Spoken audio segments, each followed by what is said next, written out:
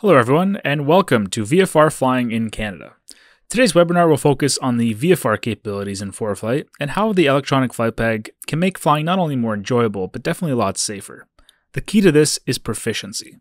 As we all know, our main goal during VFR flights is to keep our eyes outside and not head down trying to figure things out on our devices. So the only way we can really do that is to dive into ForeFlight on the ground, which is what we're going to do today. My name is Dominik Ochmanek. I've been a part of the ForeFlight team since 2015. Since then, I've had the privilege of watching thousands of Canadians take advantage of ForeFlight's capabilities in the age of electronic flight bags. I myself have been flying since 2010, so I do remember an age without iPads in the plane, and honestly what I found is the amount of information that you gain from one application on your device is just simply irreplaceable. As a fun fact, the funnest general aviation airplane I've flown has been the Cirrus SR-22. So that's what we're going to use today as a demonstration aircraft as we review how ForeFlight can make VFR flying that much easier. Before we begin, I'd like to remind you that you can ask questions via the GoToWebinar message panel on your screen. We'll respond to as many questions as we can during the presentation and many others during the Q&A portion at the end. If you do have audio problems, we recommend joining from a computer, not a mobile device. And this session is being recorded and will be accessible at foreflight.com/webinars. So, today's topics are going to include a quick new feature highlight, just reviewing some of the new features that have come out in the last couple of releases of ForeFlight. ForeFlight tends to release a new version of the application every month, so definitely worth checking out. Then we review the visual or VFR flight rules in Canada. Go on to a VFR trip flow, talk about VFR filing in Canada, review some tips and tricks, and finally the question and answer period. Here is a preview of today's route. We're going to be going from London, Ontario in southwestern Ontario, all the way up to Muskoka, or with our route going over Lake Simcoe and possibly doing a touch and go there before we head on to Muskoka. Right now we see that we have a satellite layer overlaid onto the maps page, along with a base map of the VFR, or the VNC I should say, as well as the traffic layer, the internet traffic layer, which is available on the ground. I recommend that if you do have your device in front of you, that you can type in this route so that you can follow along during the presentation and really kind of stay in touch with what we're talking about and what we're doing. So, the new feature highlight. You've always been able to customize what you see on the aeronautical layer, but now you can customize that and declutter it a little further with the new ForeFlight aeronautical map layers. They include quick toggles for airways, nav aids, and waypoints, which were previously combined into a single toggle. And now you can find the best combination that works for you. Really, whatever elements suit your flying, such as hiding airways and waypoints on VFR flights, or hiding nav aids for RNAV-based approaches, and whatever customization you'd like to do. So those are available on the left-hand side of the screen there. The next feature is for those pilots who may be flying to the States and do both VFR and IFR flying. ForeFlight now automatically opens the takeoff and alternate minimums documents to the correct page for any U.S. airports when you view them from the airport's procedure list. So it used to be able to open it up, but it wasn't to the correct page. We've now kind of modified that, so it's a lot easier for those pilots looking for this information. And the last new feature is the airport markers in 3D view. So now you can actually see tappable airport markers in the 3D preview and 3D review features. This is only available on our Performance Plus subscriptions. So if you don't see this, that's probably why you don't, is that you're not on the right subscription plan. But for those of you who do have it, it's a great little easier way to view an airport information if you're in the 3D. You can see there that right now I'm previewing a flight here, and those airport markers are there, and they are tappable. So if you do tap on one of them, you'll get the same side panel that comes out, and you can get more information on that airport. So just a little shortcut there. As well as obstacles in 3D. So now we can actually automatically highlight red and yellow obstacles along your route to quickly identify potential hazards and as well as on departure and approach. So here's a great example of that. If you've ever flown into the City Centre Airport here in Toronto, you know that there's a lot of obstacles, including the stacks on approach to runway 26. So here's a great highlight of that and how you can kind of visualize it now. And depending on your altitude, those will either come up yellow or red. And you can kind of be aware of those. So VFR review. Spring is just around the corner. I think it's a great time to take a look at a refresher course on what exactly it means to be a VFR pilot here in Canada. Your iPad these days is like any other aircraft system, right? So add it to your pre-flight checklist. Check the software, both the ForeFlight version and the iOS version you're running. Make sure that's all up to date. And you can always check what version you're running by going to More and About in ForeFlight, and it'll be listed on the very top there. Check your battery. Check your battery, and if you do charge your devices in the aircraft, make sure you have all the cables and necessary equipment for that, or carry spare batteries. There's a great variety out there these days. Doesn't really matter as long as it charges your devices and you're happy with it. Bring those along, especially if it's a longer trip. And stay current with your charts and data. There's a great feature in ForeFlight called Pack. We'll demonstrate a little later on, but that's a really easy way to do it. If not, before or when you're planning your flight or before you're going into the aircraft, make sure you're all up to date there. So, what do you need to know before you fly? Well, your charts. Your charts are an obvious thing because you need to know, plan out your trip and know where you're going and what type of airspace you're going to be operating in. Your weather, so get a very current weather briefing, which you can do through ForeFlight directly. Check your NOTAMs. Know what class of airspace you're going to be operating in. Again, that goes back to having the proper charts. Have both your pilot and aircraft documentation that you're required to have. Aircraft equipment for the type of flight that you're going to be doing, whether it be a night VFR flight or just a day VFR flight, which it does depend in Canada, right? And the aerodrome information, all the CFS information that you're going to need to know and operate to and from your departure and destination airports. So as far as pilot documentation, you will need a pilot license, a valid medical certificate, and proof of citizenship. So a lot of people forget that one, but you need valid photo ID to go along with your pilot's license, and it can be any one of those. A note to U.S. recreational and sport pilot certificates, they are not recognized in Canada. So if you know anybody or if you know your friends in the States that have those permits, they are not recognized in Canada. But as far as having a Canadian or U.S. license, as long as your license or certificate meets the ICAO standards, it is valid for operating aircraft between the U.S. and Canada. Visual flight rule charts. So many of you know there are a couple out there, but VFR terminal area charts and VFR navigation charts comprise the bulk of what you need to know. The VTA charts are really only there for the major Canadian centers. I think there's 6 or 7 of them, and there's a little diagram there on the left-hand side to visualize that. They are a smaller scale, and therefore they can provide more detailed for those regions. So when you're flying through a very busy airspace, you want to have as much detail as possible. Unfortunately, the VNC chart doesn't provide that just because it's such a large scale. Those are the VTA charts. The VNC charts are those bigger scales, and for anyone in the U.S. listening to this, they're similar to those U.S. sectional aeronautical charts. They're a bigger scale. They cover a wider area, and there's plenty of them to go around with Canada. But there's a little diagram there on the right-hand side to visualize that one. You'll need the CFS, and if you're operating into any water aerodromes in Canada, you're going to need the Waterdrome aerodrome supplement. Both documents are available in the documents section in ForeFlight. Canadian airspace. So Canadian domestic airspace is divided into 7 classes. Again, we're just doing a high-level review of some basic VFR knowledge.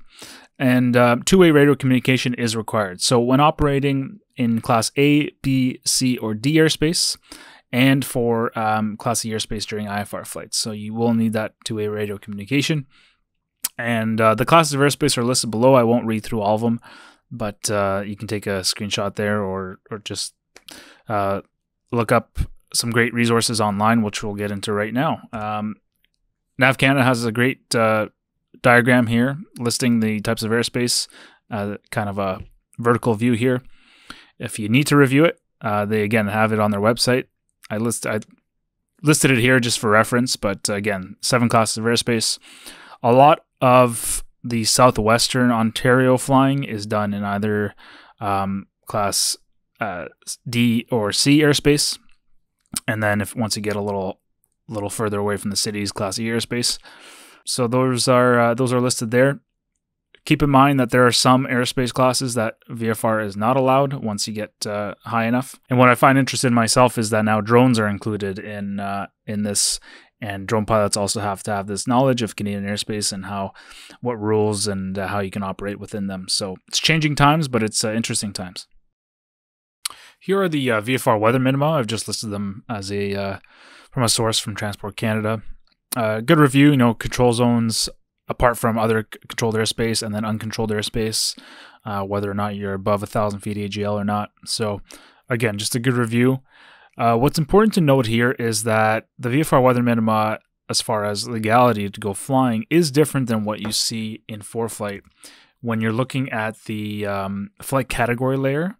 So the weather layer coloring, the coding is as follows. For the VFR, for it to be green VFR in ForeFlight, on the flight category, the ceiling has to be greater than 3,000 feet and visibility greater than 5 miles, including sky clear.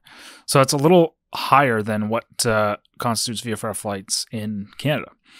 Marginal VFR goes from 3 to 5 miles inclusive. So if you see that blue and you're thinking, oh, is that not great for VFR flying? Well, it really depends on your personal limits, but it is legal. And again, depends on what type of airspace you're flying in. And then we get into the IFR and low IFR minimum color coding there. So again, that is different than what you are used to when looking for VFR weather minima in Canada. So just to keep that in mind. Here's an example of that. We've overlaid the flight category layer in ForeFlight, and you really have to tap and look at what that station is reporting. So Powell River, for example, it is green, but what does green mean? Well, green means in this case over 5 miles, so it's reporting 30 miles visibility, and the cloud layers are not a factor. So keep that in mind, and it's always good to just tap on those airport markers and double check what you're looking at. Any kind of documents or resources that you need as far as VFR flights, the legality and what you need is obviously in the AIM, which is available in the ForeFlight Documents Drive section. If you go to Documents Drives in Nav Canada, that's where you'll find all this documentation. CFSs are in there as well. The Canadian Air Pilot is in there, and a lot of legends and useful information there. So a lot of what we need to know as VFR pilots is in the AIM. So that's a great resource right there if you're unclear about any rules. Along the same lines with proficiency in your VFR knowledge, you want to be proficient in your EFB knowledge. So ForeFlight's Pilot's Guide to ForeFlight Mobile is a great resource for that. Obviously, we try to cover a lot, but we don't cover everything. And even the Q&A portion, questions get missed or not thought of in time. This is a fantastic resource for all of you. It's available in the documents section again in ForeFlight at Pilot's Guide to ForeFlight Mobile. Also available online if you prefer to view it there. But that's a document that's kept up to date and a great resource for all of you. So today's flight. Our flight today is going from London, Ontario, or flying Lake Simcoe and over to Muskoka. Again, here's the visual of that flight plan, but we'll break it down right from the beginning and see how we planned it and some of the things to keep an eye out for. So, as a general overview, we're on the maps page. We've dropped down the FPL box there, and we're in the edit mode. This is where I start with all my flights, planning out the routes, and most importantly, selecting the aircraft that I'm going to fly on the left-hand side there. So I want to make sure the registration is correct, all the performance profiles are correct, and selecting my initial altitude. So I'm just taking a look at the altitude visor here, and it's telling me my tailwind components, my average tailwind components for the route of flight, my time en route, and my fuel burn. It accounts for both easterly and westerly routes, so you want to take a look at that. It looks like Muskoka has a NOTAM alert there with a little icon, so I've tapped it and it looks like runway 0927 is closed, and we know that's just a grass runway because of the winter ops. And most importantly, you want to select a estimated time of departure, because that's going to configure all your estimated time on routes based on the forecast winds. If I have a subscription that includes the profile view in ForeFlight, it's a great tool to kind of view your route in ForeFlight and overlay things like Airspace, Icing, Turbulence, and cloud layers. Again, a different kind of visualization. But again, let's start in our departure aerodrome, London, Ontario. Now, we're assuming that we're familiar with our departure airport, London, but if you're not, tapping on the airport itself, and if you have 3D preview, it's a great way to kind of take a look at the airport and surrounding areas. So I've tapped the 3D preview button. I can take a look at the airport. I've even got live traffic because I'm connected to the internet right now in the air, which is super neat. I can overlay traffic or obstacles on this kind of view. And I can even switch it to a night mode, which brings up the airport lighting or the runway lighting for that airport. Look at it from different angles, see what you expect to see on an approach there. Again, really good if you're unfamiliar with the airport. Again, if you're familiar with it, it's kind of nice to have. But again, going through the sidebar here, we see that you have all the pertinent weather information quickly accessible to you. In the info section, if you scroll down, you want to take a look at things like the CFS. The CFS pages are readily available to you there, and quickly you can glance at the CFS pages pertaining to London, which have a lot of information and everything that you need for your flight. ForeFlight goes a step further. It breaks down some of that CFS information and gives it to you in plain language there, so you can always scroll through that. Another important one here is NOTAMs. So winter operations for some of you, runway surface conditions may be important. For others, taxiway closures or runway closures are also always there and applicable to everyone. We can make that full screen, and if you notice on the top left-hand corner, the airport's view has already taken my route from the maps and flights pages. So London, Lake Simcoe, and Muskoka are already listed there. So I don't have to start adding those airports or favoriting those airports. It already knows what airports I want to be looking at. And then you can dive into more things like the runway, the crosswind limitations, personal limitations for your aircraft or for yourself if you haven't flown in a while, getting back into spring flying. So all that information is really nice to have there. The wind information will be based on the latest METAR, so again, things might change pretty often, but you have a pretty good depiction of what the wind is doing at the field right now. It'll also give you slope numbers if you're calculating, runway landing and takeoff distances there, which is really nice to have. Pattern altitudes, the frequencies for the ATIS, ground tower, what kind of fuel is available at that airport, all is available on that airport's page. Now, moving on from London, we can take a look at Lake Simcoe. So Lake Simcoe has a automated weather station, which is displaying there too, and when that was taken. We can take a look at the airport diagrams. Again, we can 3D preview it if we have that feature on our subscription. I personally haven't been to Lake Simcoe in a while, so I would use this just to take a look at get familiarized with the area. This is a night flight too, so I want to take a look at what it looks like from the air, or what it's going to look like on approach if I'm planning to do any touch and goes. And finally, our destination, Muskoka. So again, that runway there is closed. It is the grass runway on the south side of the field, so I'm not too concerned about it because I wasn't planning on using it in the first place. But again, I could look at those runway information. ForeFlight does a great job of red flagging any runway closures, so that you're very aware of it. And NOTAMs. NOTAMs are taken directly from Nav Canada, and they'll all be displayed appropriately there.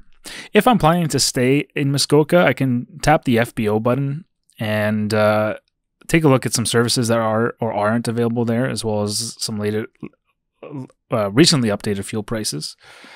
Take a look at any fees or comments that people have left regarding the services there, which is really nice because, again, if someone hasn't flown in a while over the deep winter we've been having, that's good to know information. So I'll go out a bit and zoom out on my flight. Take a look at some street maps or aerial layers that I can underlay on the maps page there, just to give me a nice visual of where I'll be transiting. I can see that I'm going to be skirting the northwest side of Toronto's airspace there, flying over Lake Simcoe. and finally into Muskoka. Now, as you notice, as I zoom in, if I have my aeronautical layer selected, you will see those ForeFlight embedded diagrams superimposed on any map you have underlaid there. So that's really nice to know, along with the runway numbers, so you can kind of visualize how you're going to be joining the circuit from where you're coming from. Now, along the same lines, trying to visualize how you're going to enter the circuit here, ForeFlight has a really cool feature, and it's available in the procedures section, and it's called traffic pattern. So if you tap traffic pattern, you can actually select the runway that you're planning to use, and right there it labels the best wind runway. In this case, it'll be runway 18. And you can plan your circuit entrance. So in this case, I'm planning to join mid downwind for runway 18, and that'll be across midfield direct. That's the best side for it. And you might have noticed that not all of the approved VFR Canadian procedures to enter a circuit are listed there. That's mainly because they're based on the US procedures, but a lot are. And in this case, it is applicable where I can just enter mid downwind for runway 18 and join like that. And it gives you a nice visual of how that's going to happen. It gives you the traffic pattern altitude. So again, nice visualization. And if you haven't been there a while, it really kind of alleviates some stress going in there, giving you that visual there. Now back to taking a look at our whole route. So we see that our route's there. Now I'm going to actually use the VNC, which is what I'm going to be using for our flight.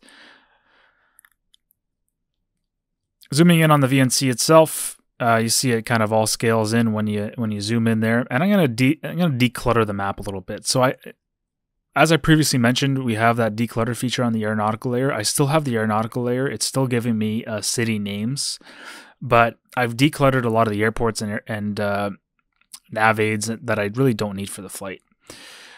Dropping down the Nav Log section will give me all my headings that I need for the flight, just giving me a Nav Log for the flight as well. Again, profile view, I can take another look at what I'm expected as far as clouds, icing, and turbulence.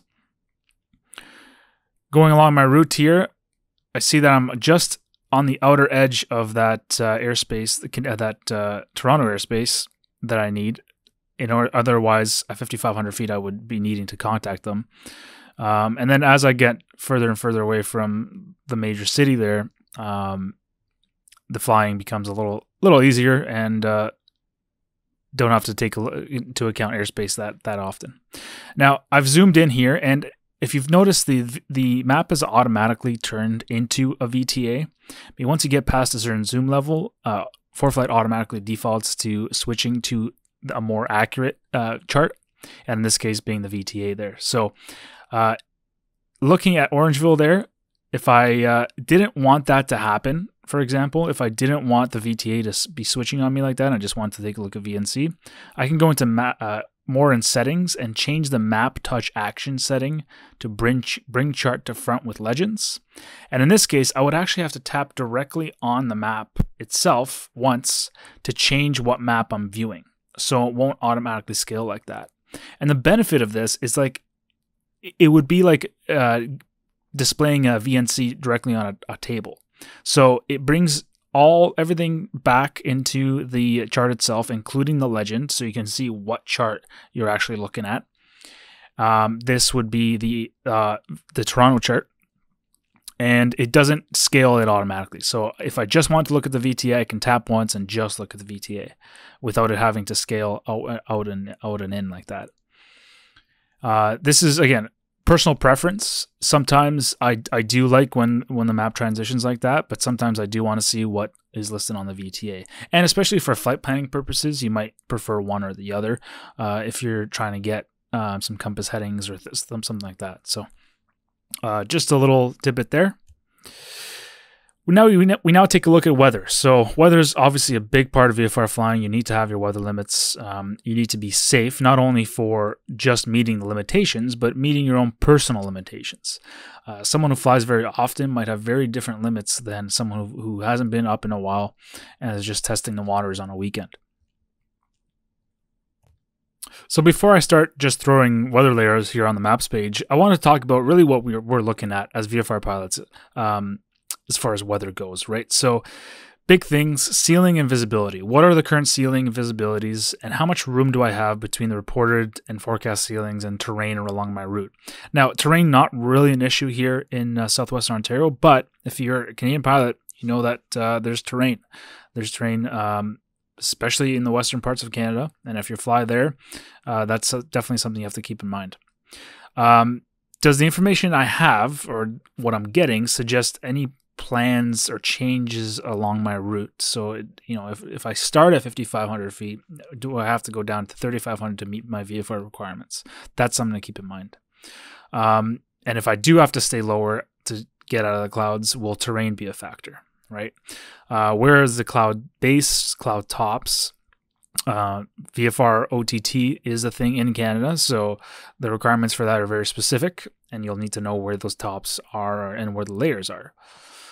Are the reported and forecast ceilings above my personal minima? So yeah, there's the legal requirement, but again, going back to have I flown very often, and I'm not comfortable with 3,000 foot ceilings. I would like something higher than that, right? Visibility is a big thing, not only for your destination airport, but for your departure and en route, right? You have to be able to meet that requirement to visually see the ground and other aircraft during your flight. Winds. So again, wind components are a big thing for crosswind takeoffs and landings for general aviation. You can have a certified cross limitation on aircraft, but again, you can have a personal cross limitation on aircraft. So you want to take a look at all the crosswinds that you're going to encounter. And then just in general, other phenomena, right? Thunderstorms, not a big thing in southwestern Ontario in the tail end of winter, but getting there, right? Getting to that spring season, we do start seeing the presence of thunderstorms and really strong fronts. In the winter, these kind of February months, you're really looking at forecasting freezing levels. So if I did get into some cloud, would I have the potential to get frost or ice on my aircraft, right? Something to plan and something to kind of have a backup plan for. Hey, if that does happen, what am I gonna do? A lot of aircraft have certain procedures for that, right? And then finally, your aircraft performance. So we all learn to calculate density, altitude, and aircraft loading, not overloading your aircraft. And that very much has to do with weather, because density altitudes are greatly affected by temperature and altitude and things like that. So just keep that all in mind while we go through the next little bit here. That's kind of my process in thinking of a VFR flight in Canada. I like to go from very big picture to very small picture. So in this case, what I've done is I've underlaid just a basic map, an aeronautical map, and I've put a surface analysis over it. The surface analysis is what you're familiar with, what Environment Canada publishes, and it's just a very high-level overview of the high and low pressure systems and the fronts affecting us here. If I zoom out, I can declutter it a little bit more and really get a good picture of, okay, so that's a low there, right? That's what's causing all the weather that I'm going to experience on my route. And there's a cold front coming, which usually means that there's some kind of weather on its way. And if not weather, at least some really concrete cloud coverage. So I've kind of looked at the big picture. Now it's time to dive into a little smaller picture stuff. Winds. ForeFlight has a wind layer, and specifically a speed wind layer, that at 5,000 feet, I can take a look at how the winds are going to act throughout the next several hours. Right now, they're pretty high. At 5,000 feet, we see that they're in that 50 to 60 knot range. But over time, they will diminish. The same thing goes for cloud layers.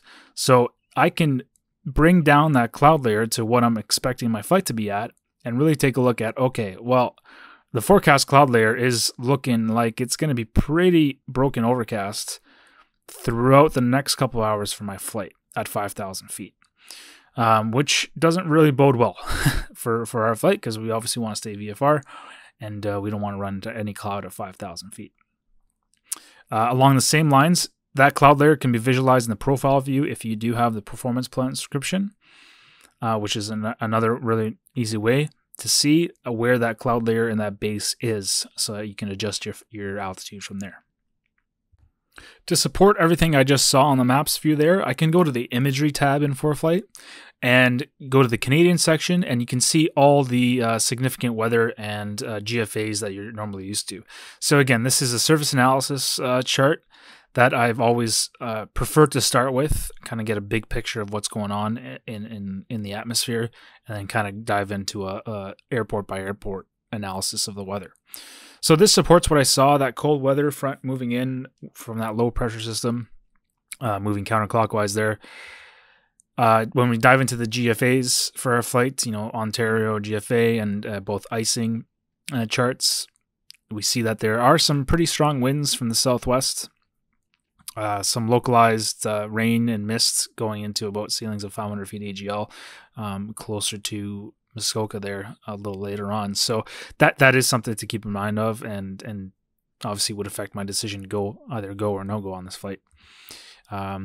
The icing, turbulence, and freezing level charts here, you see that there's some potential for some freezing higher up in Ontario there, and depending on what altitude I decide to fly on. Back to the maps page, I've put on the ceiling layer in ForeFlight, which just visually gives you the ceilings at each reporting station. So you can see there that Muskoka is right now reporting a ceiling of 4,600, Kitchener is 3,600, Toronto is 41, kind of averaging between 35 and 45 type of thing. Again, really easy, quick way to see the ceilings along your route. If I drop down my profile view again with the cloud layer, I can see that 5,500 feet is really not going to work in this case because it puts me right in the cloud. But if I drag that down to 3,500 feet, which is also a viable option for my flight, you can see that it's expected to keep me pretty much out of that cloud layer for the flight. So 3,500 feet may be a much better choice for this route. I want to make sure my estimated time of departure is still up to date, because as time goes on, things change, and that all depends on your time of departure. Some other very useful layers: sky coverage gives you the amount of coverage currently reported at that station, the temperature, visibility, dew point spreads, all very useful information when you're planning the flight. Winds aloft, some surface winds as well, and again, back to the flight category, just giving you the METARs and what to expect at those stations. So everything's looking pretty green for our flight today.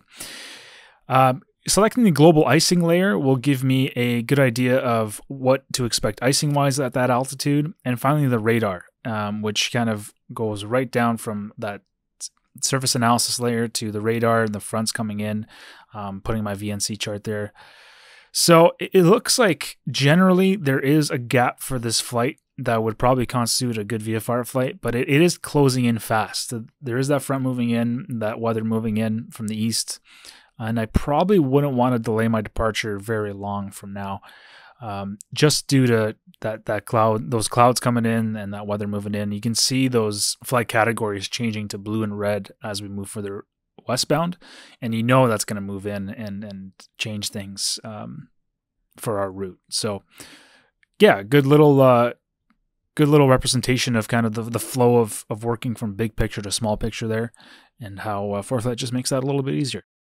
So one of the neat things ForeFlight does is say, okay, well, we saw this from a 2-dimensional view, but let's take a look at this from a 3-dimensional view.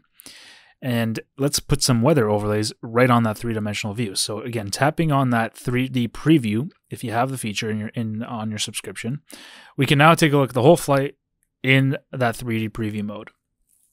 So what it does is it takes different views. You can zoom in, zoom out, and play your route at different speeds. You can have your route's waypoints on the top right-hand corner displayed there. Now, for a VFR flight, you probably won't have very many waypoints, but for an IFR flight, this is great. You see those airport icons along your route of flight, so you know what airports you're passing. This is also great for kind of a situational awareness point of view, where, if you have an emergency, where you're going to go. Just fast forwarding along here a little bit more. You can see that I'm going past Orangeville here and getting out of that busy airspace. I can overlay things like cloud layers. So adjusting the cloud layer based on my altitude will give me an idea of, okay, well, at 5,000 feet, I expect to be in some stuff. But if at 3,000 feet, I'm not. And same goes for icing. Again, we really want to stay out of that stuff, so we want to have a clear picture here. And all things look good at 3,000 feet. And 3,500 is really what we're going to be flying since this is an easterly flight. And making our way to Muskoka. Now, once we get closer to Muskoka, we see that visual pattern, that entry pattern being displayed right in the 3D preview. Going from a really top-down perspective here, it's really kind of neat to see, you know, a visualization of what you're going to be doing at the airport, descending down to 1,900 feet, and joining the downwind base and final legs there. So, now that we've kind of really previewed our route, we have a good understanding of the weather. We've decided to go pretty shortly because of all the other weather moving in, but we're comfortable with everything. I'm going to pack for our flight. So the pack feature is that little suitcase icon with a little exclamation mark. It'll be only have the red exclamation mark if there's things that you haven't packed for, depending on your estimated time of departure.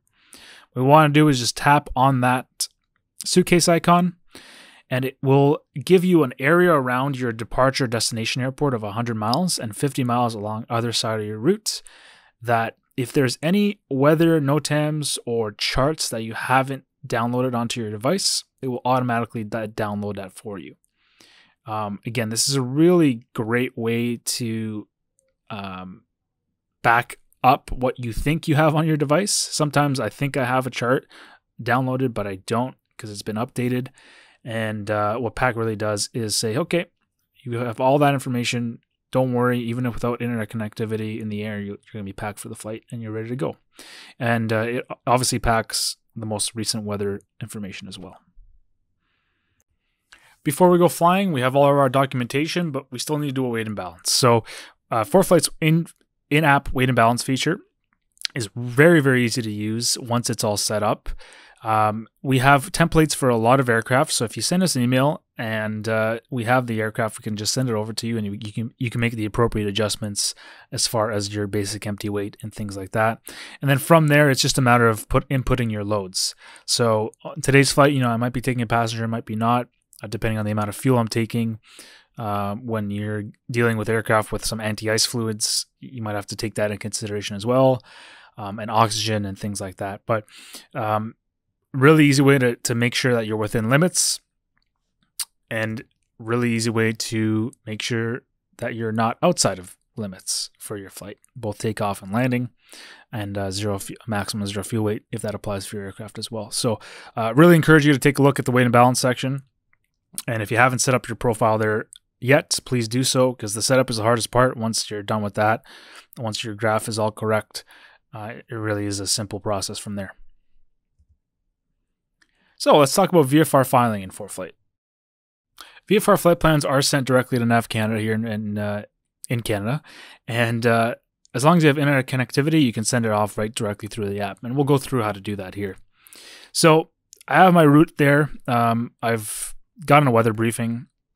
I've decided to make a go decision, and we're going to head out for this flight, and we're going to file it for a departure time. So I'm going to send it off to my flights page. And once it's in there, you see that you'll get a calculation on your Nav Log and your weather briefing. In the top left-hand corner there.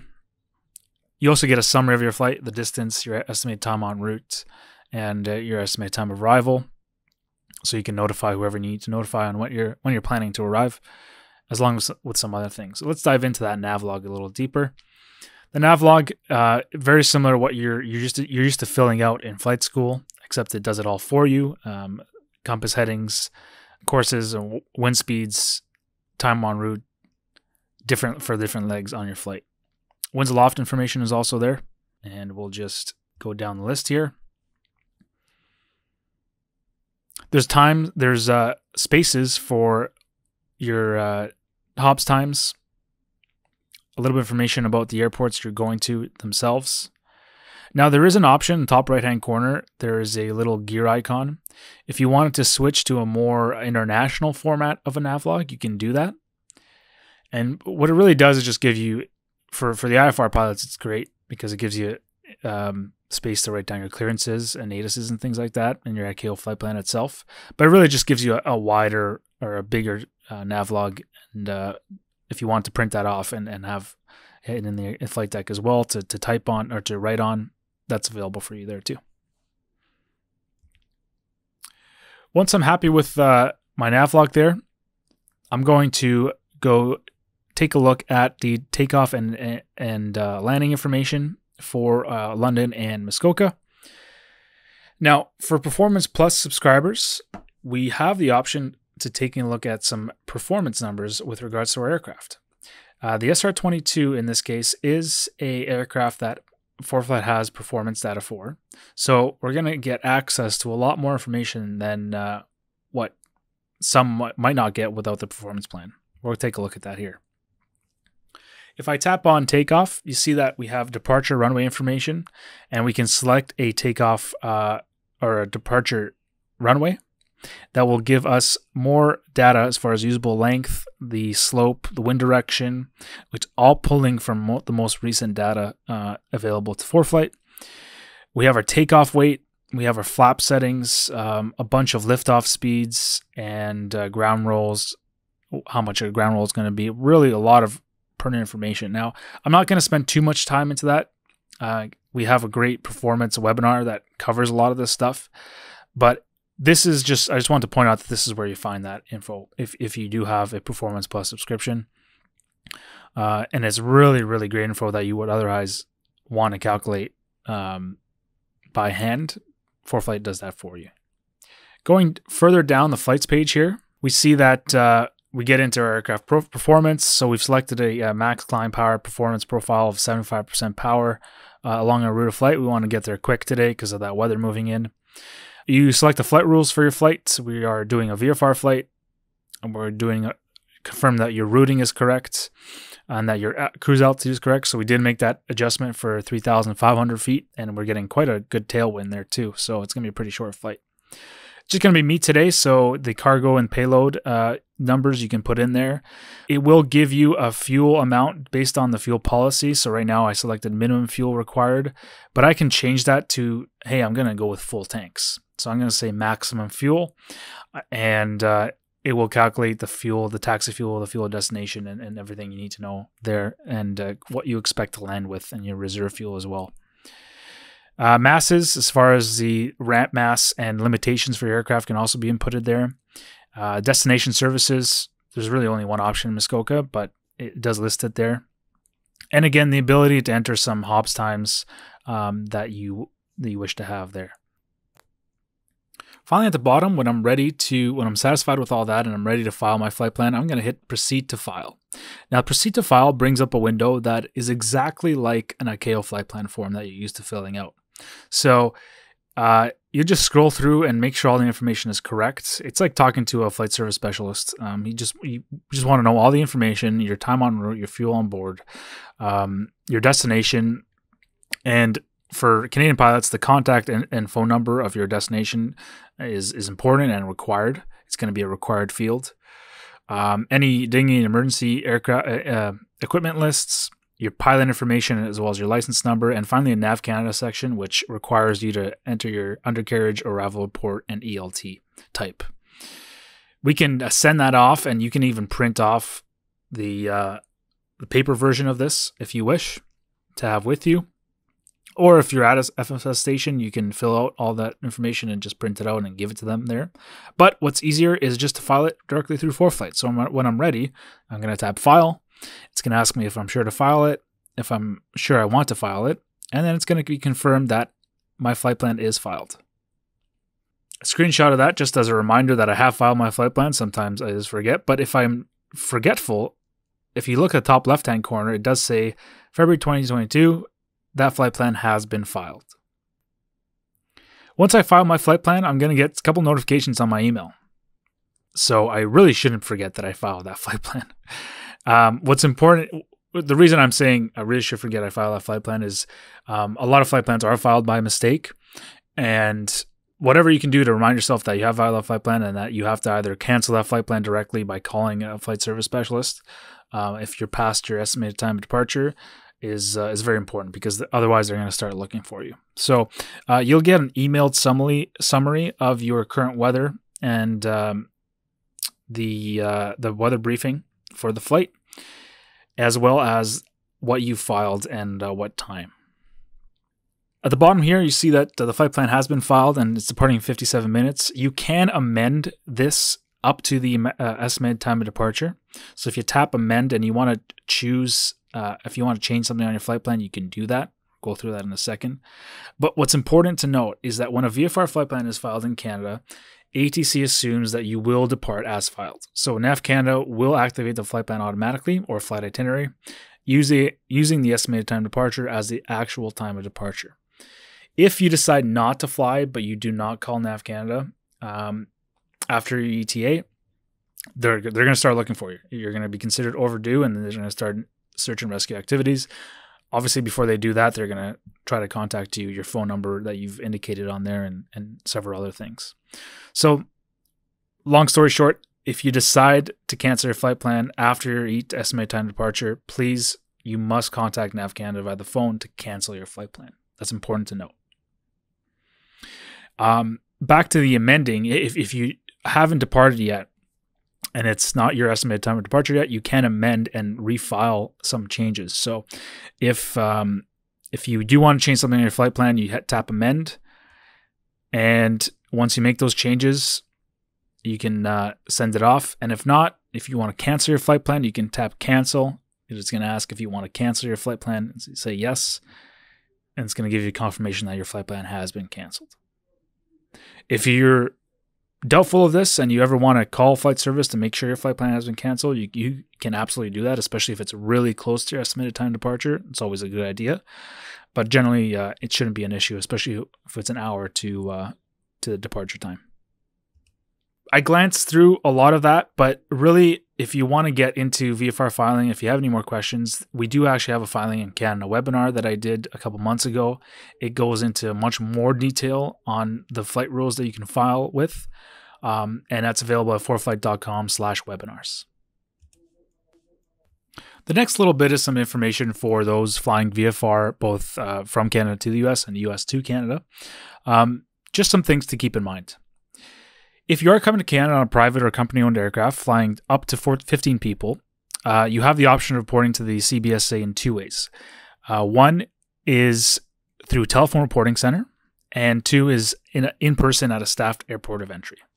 So if you're going to use the telephone reporting option, you must choose to report to the Cbsa by telephone. Sorry, if you choose to report to the Cbsa by telephone, you must call between 2 and 48 hours prior to arrival. Inform the Cbsa of your passengers and goods.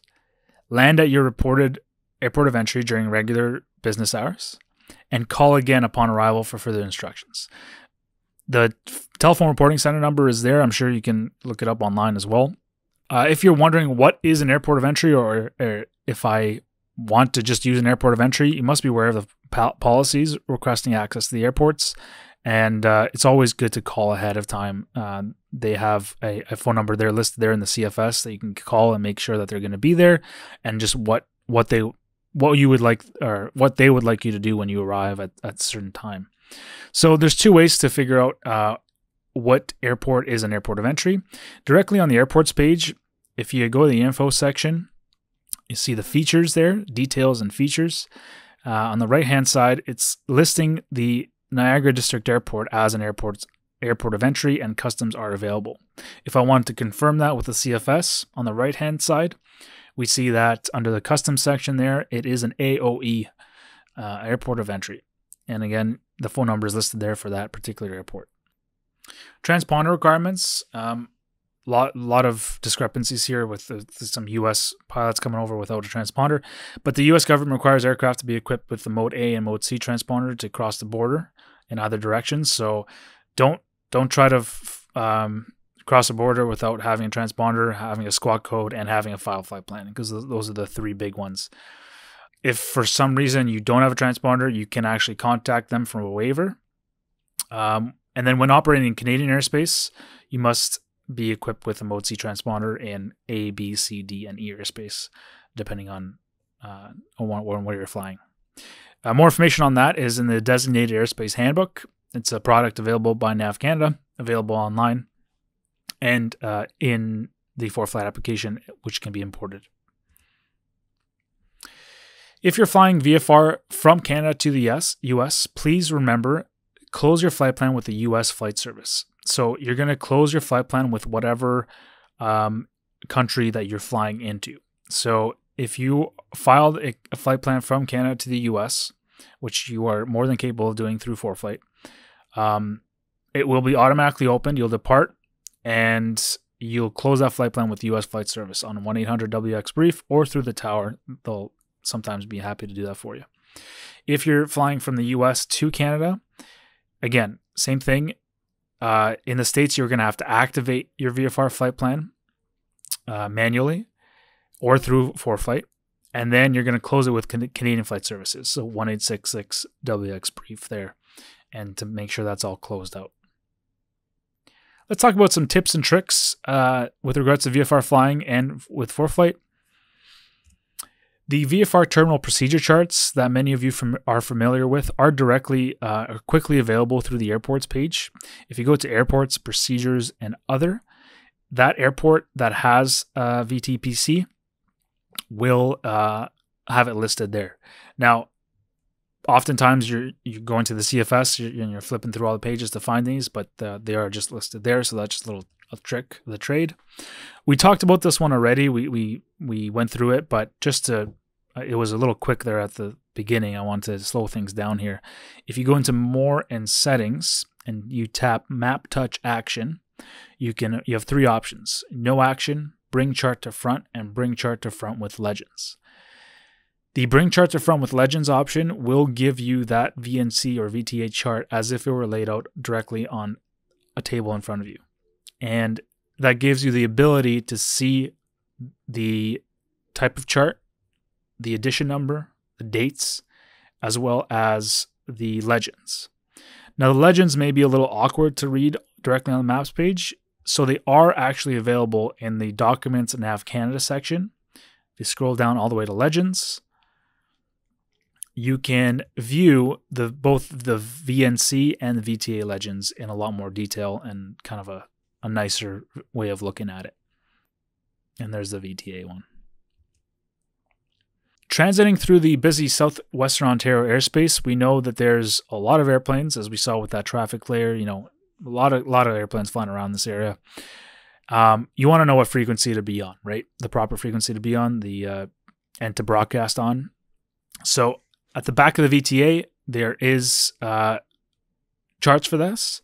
You can see all the VFR routes going in and out of the area, as well as some jet routes to stay clear of, as well as it will give you the common frequency for that area. So under Documents, Drives, Nav Canada, and VTA, this is where you'll find the back of the VTAs for all the VTAs that are available.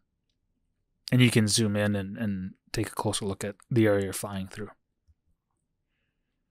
Another quick tidbit that I use pretty often, especially when flying in a province that I'm not used to flying in, is the Flight Information Center RCO frequencies.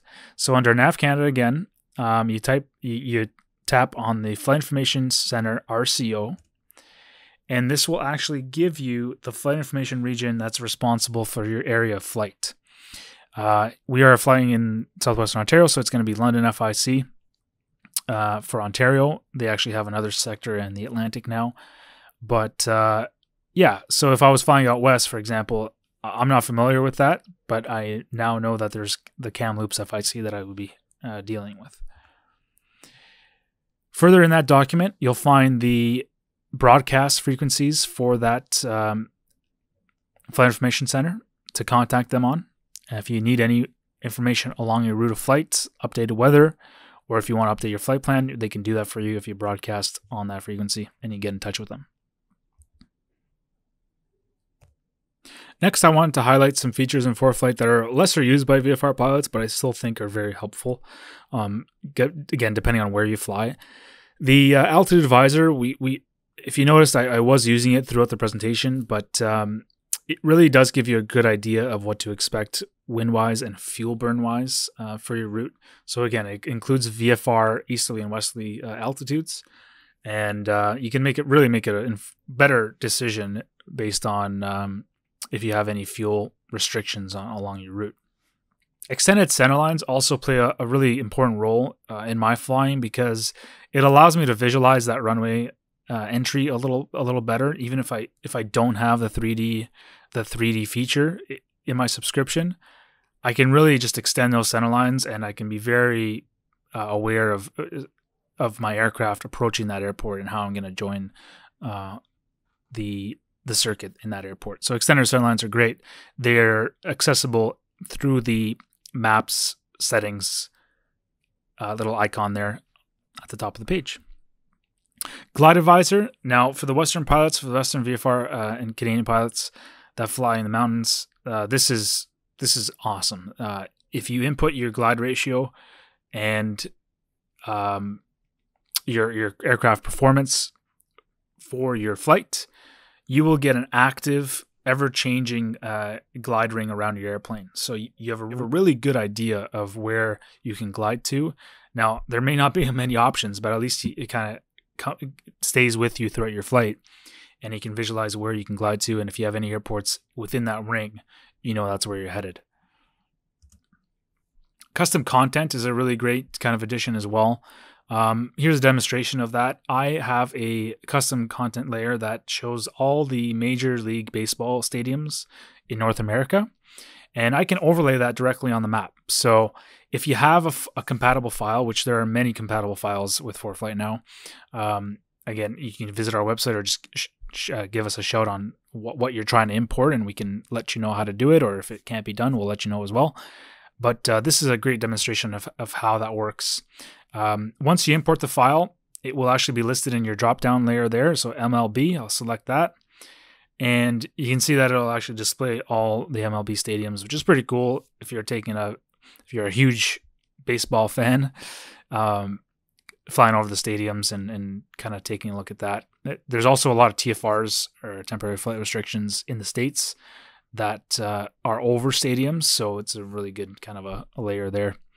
But I'm a Jays fan, and I'm going to stick to the Jays this time, zooming in right on the Rogers Center there. So that's just an example of custom content. You can import a lot of other things, custom maps like that as well. Checklists. Before you go flying, it's always a great idea to go through the I am safe checklist. Make sure you're prepared to fly and you don't have a lot of other things on your mind.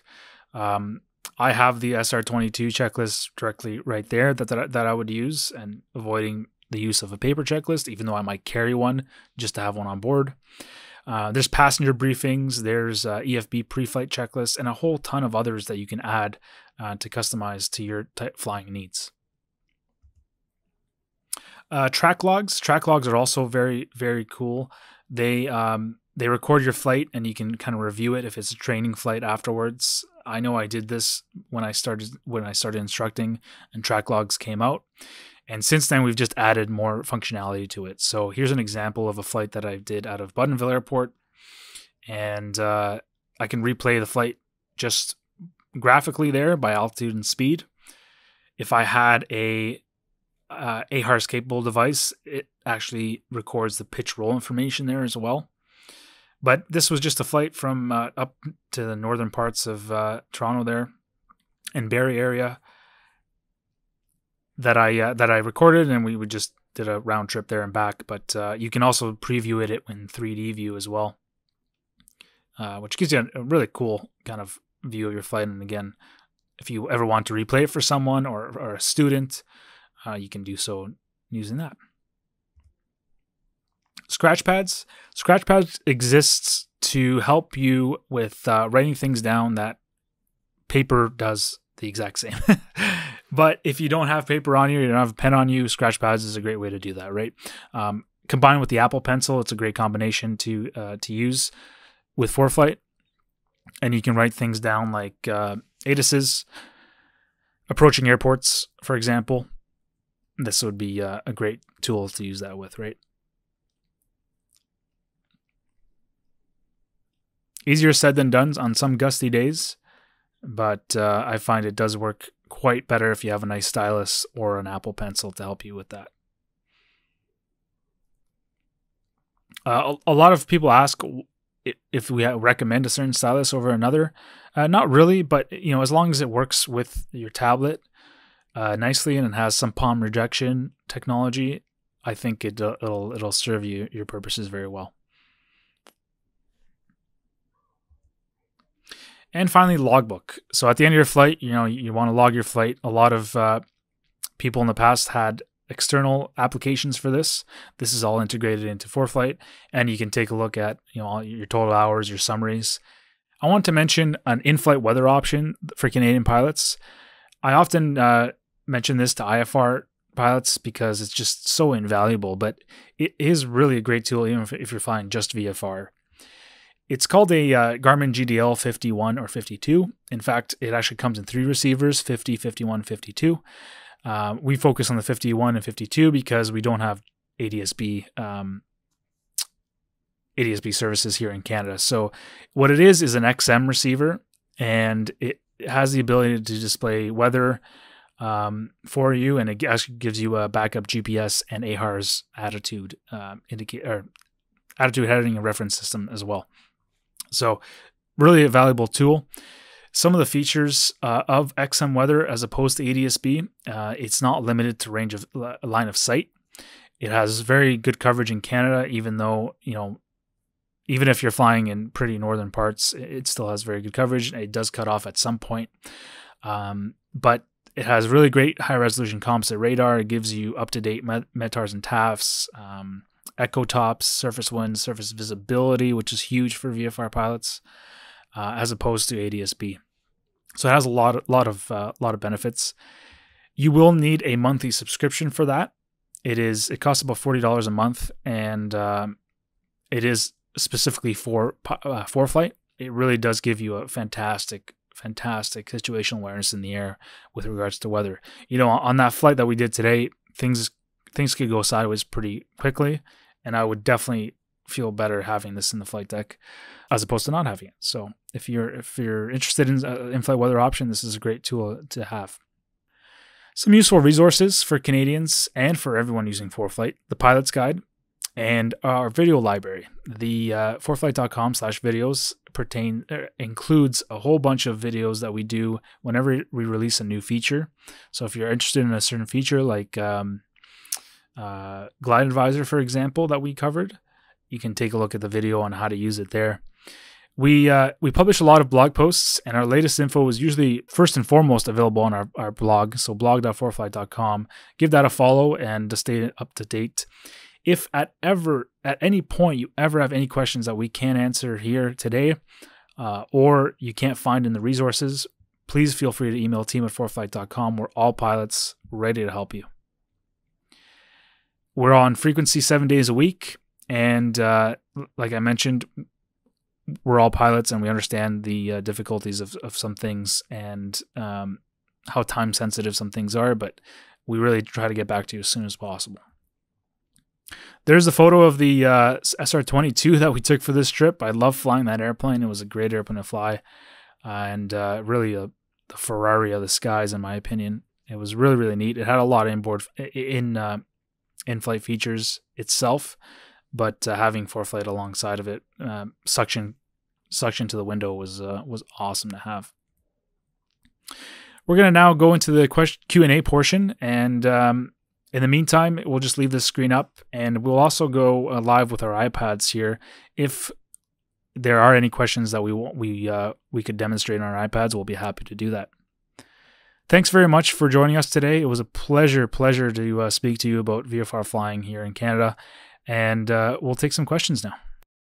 I'm joined here by my colleague Adrian as well, who's a Canadian pilot, and we'll go through some awesome questions that came in throughout the presentation. We tried to answer as much as we could, but we'll just highlight a couple from the presentation now. So how how do you get track log on the map screen? And did you make the flight plan or did you just draw it on? So that's a great question. There's actually a couple ways to get to set up your route in the maps page.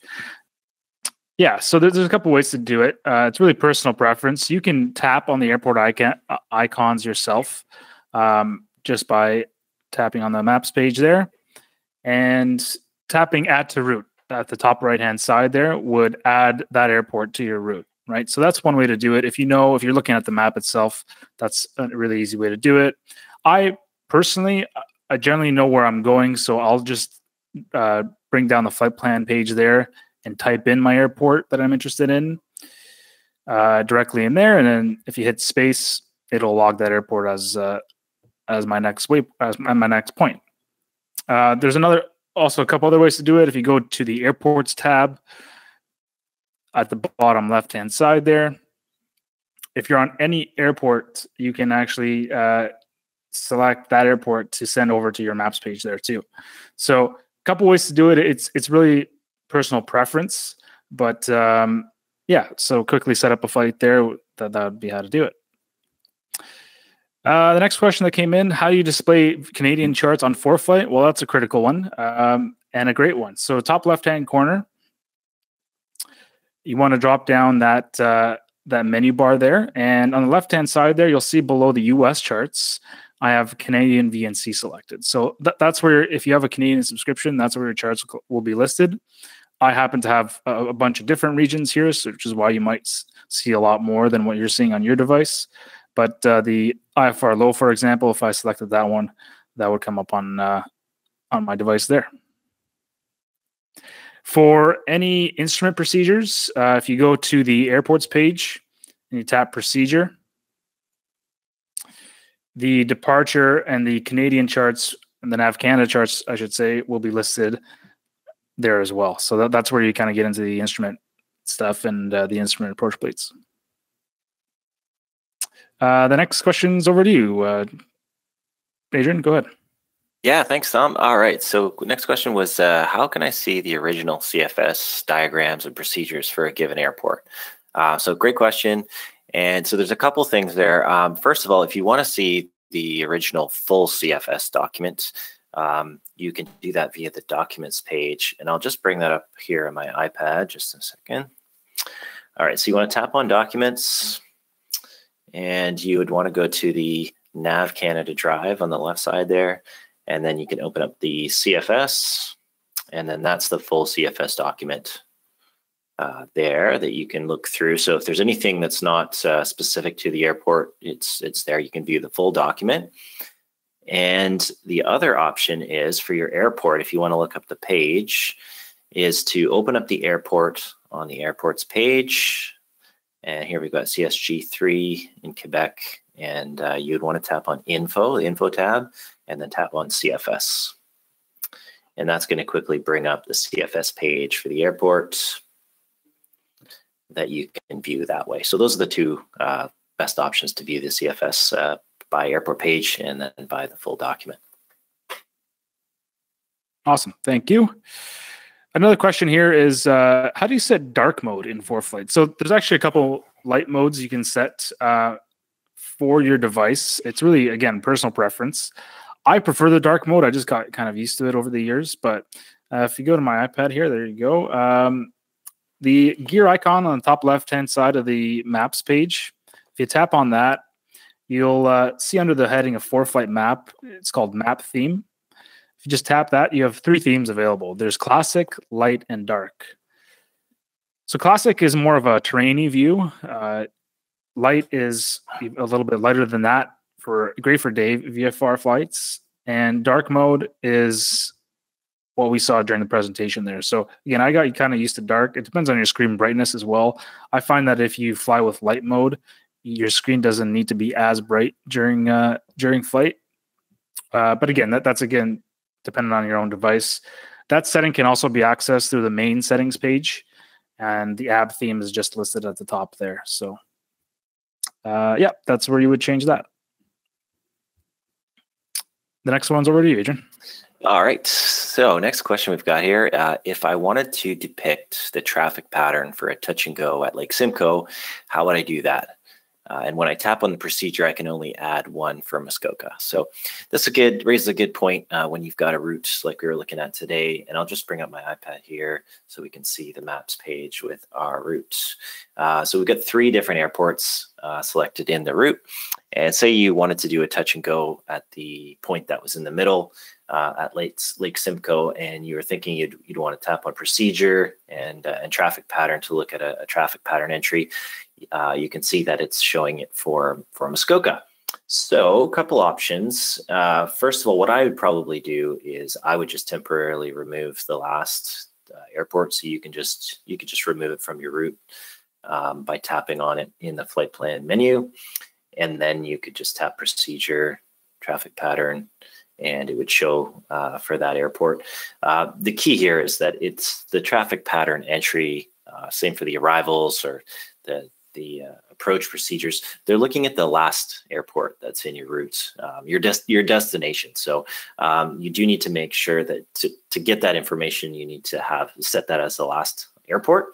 Another option you could do, I'm just going to go step back here. So if I tap on recents and I just tap on my previous routes, so that will load the full route back up again. You could, if you wanted to just temporarily switch the 2 airports, you could tap and hold on the middle one and just drag it to the end, right? Just as a way to get it as the last airport and then do the procedure that way. That's just another option if you didn't want to have to remove it temporarily, but I would probably just remove it and then use the recent to load the previous routing. So there's that. There's another good point here. Let's just bring this back to the way that it was. You can find the information for an airport that's in the middle of the route by tapping on it on the map. So if you tap the icon for Lake Simcoe and you tap on runway information, you can see quickly more information on the runway. So I can see runway 10 is right traffic and get that information there. So hopefully that's helpful. The next question was, hi, will the ceiling or visibility take wildland fire smoke into account or consideration? So it will. The visibility reported is what they're reporting on the METAR at that particular station or airport, right? So regardless of the source of the reduced visibility, it will be put on the layer on ForeFlight. So if you can see my screen there, yeah. All these are coming from the latest METARs at those fields. If for some reason you're not seeing a label on one of the airports, it could mean that that airport's simply not reporting a ceiling. So an example of that would be sky clear, right? So if it's sky clear, it just won't report a ceiling or visibility at that airport. But the visibility will always be reported, right? So what I ran into the other day is when I dropped down the ceiling layer, there was a huge gap like there is here over some airports. And that just means those airports are reporting sky clear conditions, which would not warrant there being a number there. Visibility, you'll most likely always have visibility. If for some reason you're not getting it, that might just be a data issue. It's taking a little while to come in. And if you're really not getting them, then please send us an email and we'll try to figure out why that's not the case. How do I increase the number of cloud ceiling points shown? I only see Toronto. So again, this kind of goes back to that. ForeFlight will always show markers for all airports and weather stations reporting ceilings. It could just be a slow internet connection or just the markers aren't loading correctly. So if you're still running into those issues, please send us an email at team@foreflight.com and we'll try to figure that out. A common question that we get at ForeFlight is, do I still have to carry paper maps like the CF and the CFS in Canada, or is electronic okay? Great question. You know what? The laws, the cars here in Canada are vague for a reason. And the bottom line is, for general aviation aircraft, electronic is okay. As long as it's up to date, you're all set to go for general aviation flying. The cars deliberately does not specify if you need the information in paper or electronic format.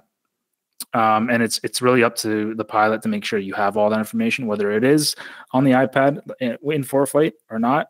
It doesn't matter. So you're all set to go there. And that's a common question that we do get.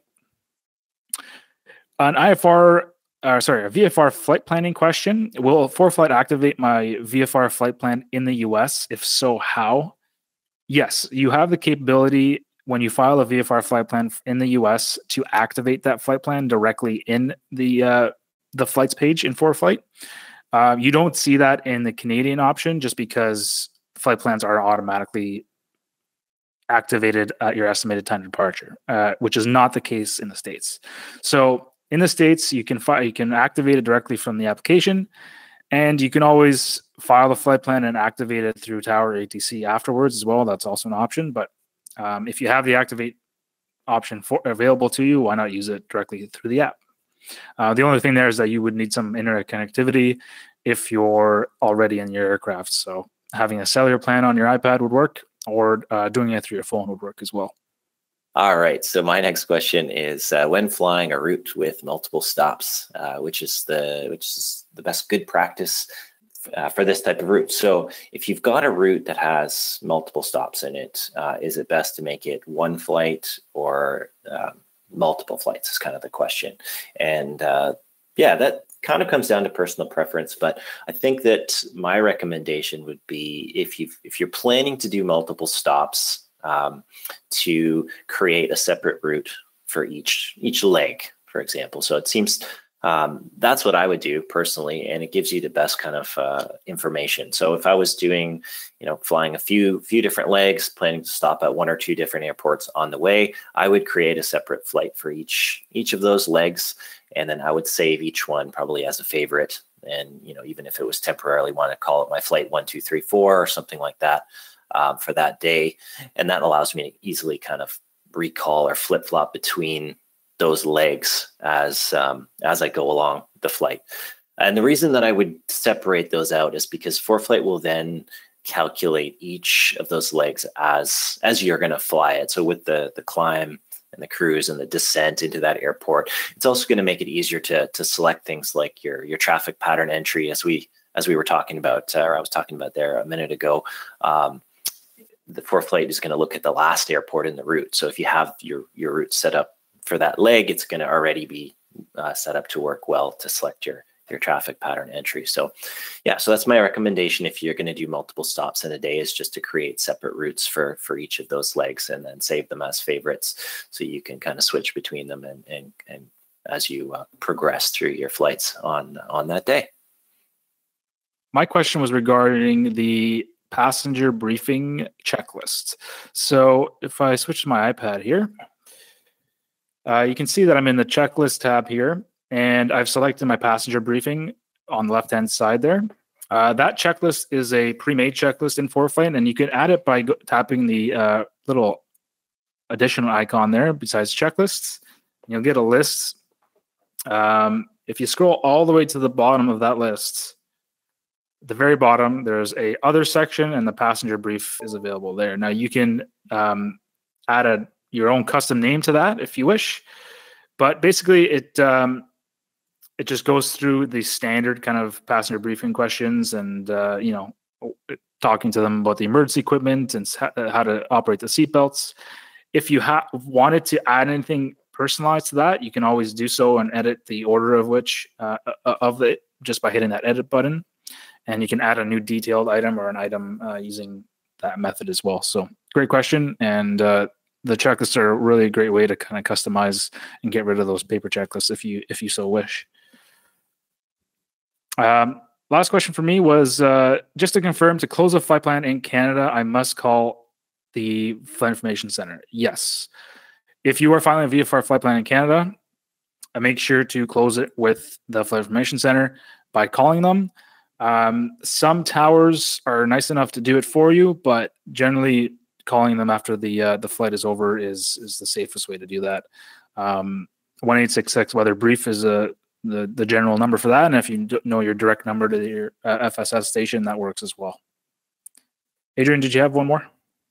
Yeah, let's just end with, we got so many today, but I'll end with this one last one. It's interesting. So question was the GDL 51 versus a Sentry. So we talked about the Garmin GDL 51 or 52, and just looking at that in comparison with the Sentry, and I'll try to cover that just kind of quickly. So first of all, with the Garmin GDL 51 specifically, that's just an XM receiver. So that'll give you XM weather information, just like Dominik was showing today in the webinar. The GDL 52 is going to give you both XM and ADS-B. So if you do plan to do more flying in the US, where there's a lot of ADS-B weather and traffic information available throughout the US, then that's a good option to have both. There's now even actually some ADS-B, private ADS-B tower installations in Southern Ontario, which is kind of cool. It's a private project that's going on, and I've just learned recently about it, and it's providing some weather information. So there's actually some ADS-B weather now being broadcast in Canada and Southern Ontario, which is a very cool project. And you should be able to find out more about that online if you search for the ADS-B in Canada and in Ontario. But the difference, so Sentry now, we talked about Garmin GDL 51, 52, and then now Sentry is an ADS-B only receiver. So a Sentry in Canada is going to provide you with weather only if you were able to connect to some of that ADS-B tower information that's available in Southern Ontario, but primarily it's for the ADS-B, that weather and traffic that's available in the US, as well as the other features of the Sentry, like GPS and attitude heading reference system and the CO monitoring. So there's a lot there. If you have any more questions on those two, please send an email into team@foreflight.com, and we can kind of dig into that and go into more detail on the differences between those two different receivers. Awesome. Thank you, Adrian.